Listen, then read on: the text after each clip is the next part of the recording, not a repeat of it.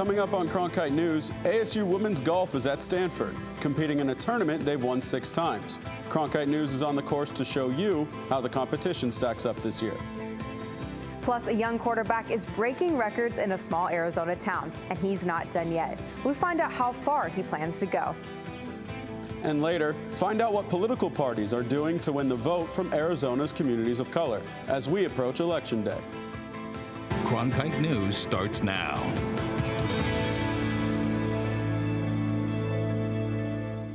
Good evening and welcome to Cronkite News on Arizona PBS. I'm Edison LaCour. And I'm Nikki Pica. Thank you for joining us.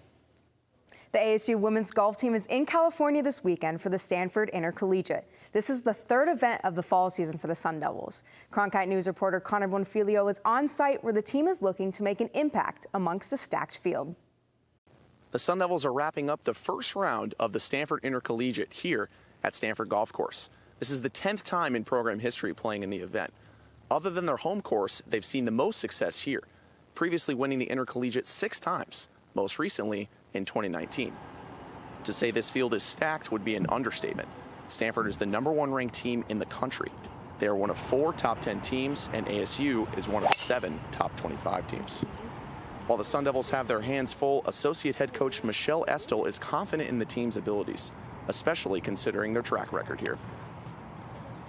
They're looking forward to it. It always has a confidence because we know where to go, where not to go. And again, they had a good day yesterday. We had a good night, good dinner. They're ready to go. Now, women's golf isn't the only team trying to get a win in the Bay Area. Tomorrow afternoon, ASU Football faces Stanford at the Farm. In Palo Alto, Connor Bonfilio, Cronkite News. So while women's golf searches for their first win of the season, Sun Devil football will also look for a win at Stanford as ASU returns to action after a bye week. Quarterback Emory Jones is back under center after suffering an injury in the Sun Devils game against Washington. Cronkite News reporter Michaela Nagel has more on how Jones is making a name for himself in Tempe. ASU quarterback Emory Jones is right where he wants to be, playing Division I college football in a Power 5 conference. It's a role Jones has prepared for his whole life since he fell in love with the game at only 4 years old. It helped that his family had an appreciation for athletics and could understand his passion. My whole family, they're really into sports. And my mom, she played basketball and played softball. My dad played football, basketball. All my cousins were into sports like that. So I kind of just fell in love with the game. Jones began his high school football career in Franklin, Georgia, and his talent enabled him to start all 4 years. He finished his senior year with 61 passes and nearly 1,200 yards. But aside from his athletic ability, Emory was a leader in the classroom as well. His former football coach remembers Jones for his humility. You know, he'll think he's the greatest thing since sliced bread and all that stuff. Emory was always humble. You know, he never carried himself that way. Always polite, always respectful. You know, the teachers loved him, his teammates loved him. I mean, he was just a unique young man. The 22-year-old quarterback started playing for University of Florida in 2018 before transferring to ASU in 2022. And he has made an impression on his coaches here in the Valley. Not only post-game conscious awareness, but also in between series, I think he's done a nice job with that. So I think that's a sign of his maturity and how he's growing as a quarterback. Jones still has 2 years left of eligibility and hopes to finish his college career at the helm of the Sun Devil offense. In Tempe, Michaela Nagel, Cronkite News. Now Emory Jones hopes to lead ASU to a win in tomorrow's game against Stanford at 1 p.m., where the Sun Devils have not had a victory since 2007. Danny White, Ryan Fitzpatrick, Spencer Rattler, 3 of the best high school quarterbacks to play in Arizona. But tucked away in the southwest corner of the state is one QB who may surpass them all. Cronkite News reporter Adam Schwager went down to Yuma to catch up with the state's newest record holder. At a recent football practice, Yuma Catholic quarterback Richard Stallworth takes his typical passing game reps in anticipation for Friday night. But this week, the QB enters practice with a new title, all-time passing touchdown leader in the state of Arizona. I actually didn't even know how close I was when we started that game, and they announced it, and it was really special. It was a really good feeling. Stallworth threw 6 touchdown passes in last week's victory over Buckeye, including the record-breaking 84-yard shovel pass to longtime teammate and fellow senior Jared Marquez. So after I run down the field, I came back onto the sideline and they were over there hugging Richard, and I was like, what was going on? And then he finally told me that I was the one that got the record, broke the record for him. Typically, Yuma Catholic doesn't get the same kind of attention as the football powerhouses in the Valley. However, after Stallworth led the team to back-to-back 3A state title games, that's starting to change. We're excited that they're starting to pay attention. We're just hoping to continue that success for those young men, because really they shouldn't be short of the opportunity, because it's a remote place to get. For Richard, Shamrock football is a family affair, as the quarterback grew up in and around the program. Richard's father, Rhett Stallworth, has coached Yuma Catholic football for 14 of the last 16 years, and his brother Rocky is a sophomore on the team. The whole family grew up in football, and they grew up out on the fields running around when they were toddlers, and it was kind of like their babysitting was just turn them free on the field. Entering tonight's game against Glendale, Stallworth only needs 469 more passing yards to break another career state record, currently held by Spencer Rattler. Last year, when someone told me, hey, Spencer Rattler's record's within your reach, it's a light bulb that goes off in your head. Because always someone's going to look up there and say, who passed Spencer Rattler's record? It's going to be a kid from Yuma, Arizona. That's a great feeling. As a coach, Rhett Stallworth certainly appreciates Richard's 27-4 record as a starter since taking the job as a sophomore. But as his father, it means that much more. You know, you only get this life one time, and for me, that's been a very enjoyable part of my life, is to see those guys grow up out there on that field and turn into young men out there because of what we believe football teaches young men. Now in 4A, Stallworth will attempt to finally break through and win a state championship for Yuma Catholic this winter. In Yuma, Adam Schwager, Cronkite News. Stallworth currently has 142 passing touchdowns with a 5-1 record. Yuma Catholic currently sits at the 6th best team in AIA's 4A rankings. The MLB World Series may be right around the corner, but there was another World Series that made its way to Arizona. Cronkite News reporter Lindsay Selzer gives us a peek into the event and league that keeps people playing baseball at any age. The National Adult Baseball Association is proof that your playing days don't have to come to an end, no matter how old you are. I describe it as a league of guys that just love the game, probably been playing since we were little kids. Some played college ball like myself, some played pro. The league has become one of the fastest growing baseball associations in America. NABA is kind of taken over as the #1 men's league. There's like eight different divisions. Yeah. Hundreds of guys are involved. And, like I say, college-age kids all the way up to 60, 70-year-old men. Throughout the year, there are tournaments around the country, but the one in the Valley is considered the longest and the largest. Teams come from all over the country, actually all over the world. We've played teams from Guam. There's teams from all over Canada, Mexico. The men in the National Adult Association of Baseball's love for the game and friends they make keeps them coming back swinging year after year. Almost reminds me of like the movie Field of Dreams, where you're just back to your childhood. I mean, being part of a team. I mean, this team here that we've been together year after year, and it's just that teamwork, that loyalty and friendship. It just can't be beat. In Goodyear, Lindsay Selzer, Cronkite News. The National Adult Baseball Association season is coming to an end with just 2 tournaments remaining, one in Las Vegas and one in Florida. I'm Diana Quintero. Coming up after the break, I'll have your top news stories. Political parties are fighting over voters from Arizona's communities of color. Find out what they're doing to win over the vote. And we take a look at what Arizona airports are doing to try and reduce their carbon footprint.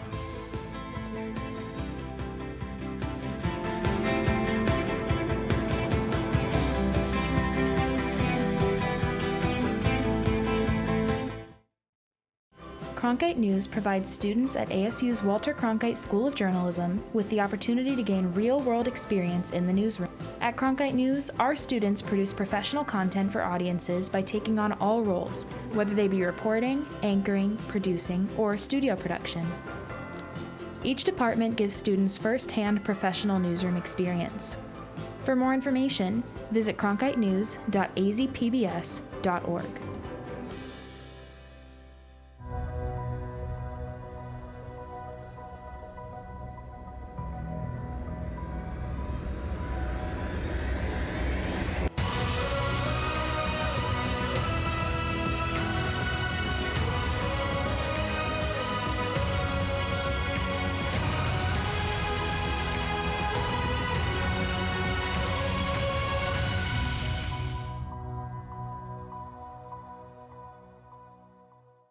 That way the flavors will marry nicely. Can you tell me what I'm looking at? I'm not looking for love, I'm looking for cookies. And there's still places to discover. It just absorbs you. You can make this at home if you can't find it. I will continue to eat and drink until you get here. Get here fast. Cheers. Oh, look at that. Oh, doesn't that look good? We are going to be eating well. It does work. It does. We got a happy little sky. We're just getting started.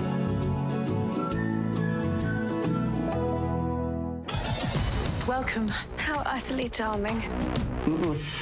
Are you ready to get it going? How does an English fan come to be Italian Riviera? A fresh start. Can I trust you? Are you ready for the show? You can't be afraid to show them what you've got, what you want. Are we having a party? Of course, the more the merrier. I love this place. It's my home now. Trouble in paradise. I can't do it on my own. This is revenge. There are consequences. Be careful. Nothing like this. Nothing like this.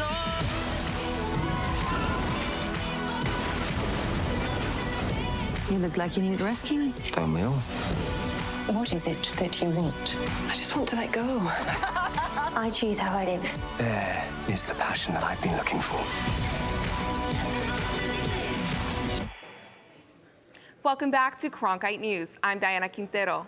Communities of color in Arizona will have a significant impact on the 2022 midterm election. Democrats and Republican candidates look to voters of these communities to power them to success. Cronkite News reporter Jimena Vera tells us what they're doing to get their vote. With the midterm elections less than a month away, the candidates for Governor Katie Hobbs and Kari Lake are looking beyond their reliable supporters, because in this state, undecided voters, moderates, Hispanics, and voters from other communities of color could turn the tide of the election. We have a very diverse population in Arizona. We want it represented in the governor's office and in our government. We are going around the state talking to all communities of color, Latino communities.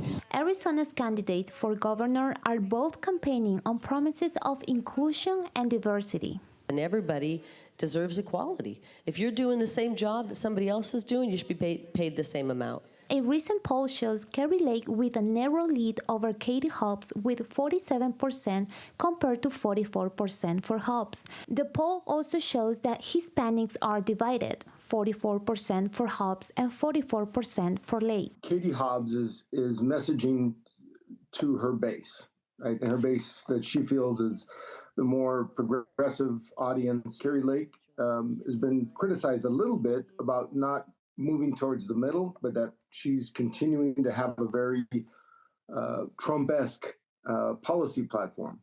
According to a Pew Research Center study in Arizona, 1.3 million Hispanics are eligible to vote. Those voters could make a difference in the upcoming election. We're not taking a single vote for granted, and I know we're also focused on getting our message out in Spanish, on Spanish television, Spanish radio. I've done several interviews with Spanish news outlets. The race for Senate between Mark Kelly and Blake Masters is also close, and both candidates have reached out to communities of color for their support. In Arizona, that support could make the difference between who wins this very important national race. In the newsroom, Jimena Vera, Cronkite News. Social media giants Facebook and TikTok failed to block advertisements promoting misinformation on politics focused on the election battle in Arizona and Georgia. Researchers conducted an experiment by submitting 20 fake advertisements to Facebook, TikTok, and YouTube. The ads had blatant misinformation about how and when to vote, as well as the integrity of the voting process. That's according to a new report from Watchdog Global Witness and the Cybersecurity for Democracy team at New York University. YouTube rejected every ad submission and suspended the account that requested them. However, TikTok approved 90% of the ads and Facebook a, quote, significant number. The researchers immediately removed the ads to make sure the public didn't actually see them, but it poses a concern about what social media companies are doing to battle the growing issue of misinformation on these platforms. The Biden administration won another challenge to its student debt relief program. A federal judge dismissed a lawsuit filed last month by state attorneys general from Arkansas, Missouri, Kansas, Nebraska, South Carolina, and Iowa. The states unsuccessfully argued that the Biden administration did not have the legal authority and would have hurt private lenders. Student loan cancellations worth up to $20,000 per eligible borrower could begin as soon as Sunday. But the Biden program is continuing to face other lawsuits from the Arizona Republican Attorney General and the Cato Institute. We tend to think of airports as just a place that gets us to where we need to go, but they also have an impact on our environment. Reporter Alexis Sandbridge tells us about 2 area airports' sustainability efforts and one that's being recognized. Airports as large as the Phoenix Sky Harbor International Airport are like mini cities and often use the same type of resources. But Sky Harbor Airport is improving their environmental footprint, and they're being recognized for it by an international organization. We're among other airports. There are 3 of us that have a level 4 or above rating in the United States. So it means that we are achieving our carbon emissions goals, and we're striving to be net carbon zero by 2040. They're doing this with more solar panels, more electric vehicles, and increasing building efficiency. Our new concourse at Terminal 4, we have smart windows, and those have been designed to reduce the glare. Some of the other sustainability efforts here at Sky Harbor Airport include recycling bins and stations to empty your liquids so you can refill them when you get through security. Arizona State University professor Bruno Sarda agrees that these are important efforts, but he also says airports can lower emissions by reducing plane idling. If they have to park, they have to refuel, they have to, get on and off gates, those kinds of things. The Phoenix Mesa Gateway Airport is also working on its sustainability efforts, including recycling runway concrete to pave new runways. Gateway Airport Director of Communications Ryan Smith says the airport is also building a more sustainable terminal to replace the old temporary building. The air just flows through some of these older buildings that just aren't as energy efficient. Smith said the new terminal will include tinted windows and better air efficiency. Sarda says the changes, while often expensive, eventually pay off. A sustainable building often is a much less expensive building to operate. In Phoenix and Mesa, Alexia Stambridge, Cronkite News. The Phoenix Mesa Gateway Airport's new terminal is expected to finish construction in February 2024. Those cooler temps are a sign that our desert winter is right around the corner. Peyton Major is in the Weather Center with our winter weather outlook as well as this weekend's forecast. We have a pattern change coming our way this weekend. There's a low pressure system in the Pacific Northwest. It's going to actually rapidly move south. You can see there's already some rain chances for tomorrow evening. And then Sunday, the wind will really pick up as well as a little bit of rain up into the high country, but then it'll clear out by Monday. There are some wind alerts, specifically a wind advisory for the high country. And then most of the wind is actually going to be focused into California. You might want to secure loose items, especially trash cans. If your trash can's light, it could definitely be tipped over. Gusts will be up to 30 miles an hour here in the valley, so empty bins could definitely be also sent down the street. Severe weather risk is also a possibility tomorrow. You can see the Storm Prediction Center is predicting a thunderstorm risk for Phoenix as well as into the southeastern portions of the state. Regional highs, you can see that low pressure system is really dropping temperatures here into the 50s. We won't get that cool here in the valley, but we're definitely going to drop well below average for this time of year. but won't be very cool will be our winter. You can see the Climate Prediction Center just released their winter temperature outlook. This is December through February. The red here means we will be above average in terms of temperature, and then also in precipitation, we will be pretty dry. That's because it's a La Nina year. This is the third consecutive La Nina, meaning moisture is actually focused more up north into the Pacific Northwest and really avoiding us. This has never happened before. This is definitely a pretty rare event to have 3 consecutive La Ninas. For our 8-day, tomorrow will be windy, also a little bit of a rain chance for the valley. Same thing into Sunday. And then all next week, we will definitely be well below average for this time of year, but it will be clear and sunny. I say you can definitely dig up your sweaters out of storage and wear them without any problems. In the Cronkite Weather Center, I'm Peyton Major. That's it for today's top news stories. Back to you, Edison. Thanks, Diana.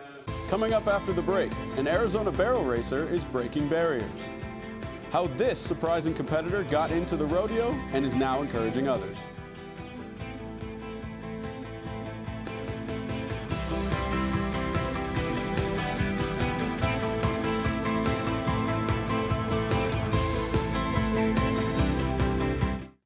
Cronkite News provides students at ASU's Walter Cronkite School of Journalism with the opportunity to gain real-world experience in the newsroom. At Cronkite News, our students produce professional content for audiences by taking on all roles, whether they be reporting, anchoring, producing, or studio production.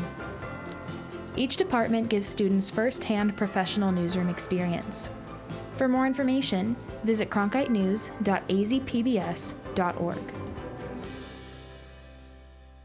Hello, I'm Adrienne Farewell, and I'm proud to serve as General Manager of Arizona PBS. From Phoenix to the Grand Canyon, Flagstaff to Prescott, and everywhere in between, this station is the best way to remain connected to all that's going on in our beautiful state. So whether you're interested in arts, culture, and music, to local politics and education, we've got you covered. You're watching Arizona PBS, and your Arizona connection starts right here.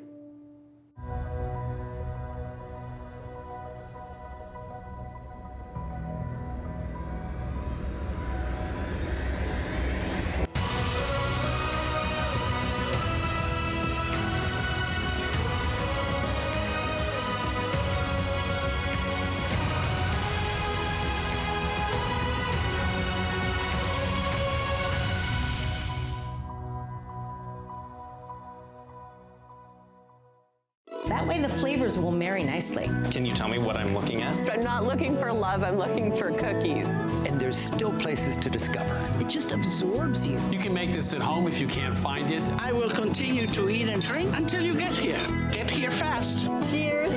Oh, look at that. Damn, doesn't that look good? We are going to be eating well. It does work. It does. We got a happy little sky.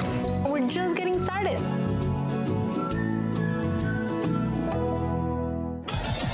Welcome. How utterly charming. Are you ready to get it going? How does an English fan come to be Italian Riviera? A fresh start. Can I trust you? Are you ready for the show? You can't be afraid to show them what you've got, what you want. Are we having a party? Of course, the more the merrier. I love this place. It's my home now. Trouble in paradise. I can't do it on my own. This is revenge. There are consequences. Be careful. Nothing like this. Nothing like this.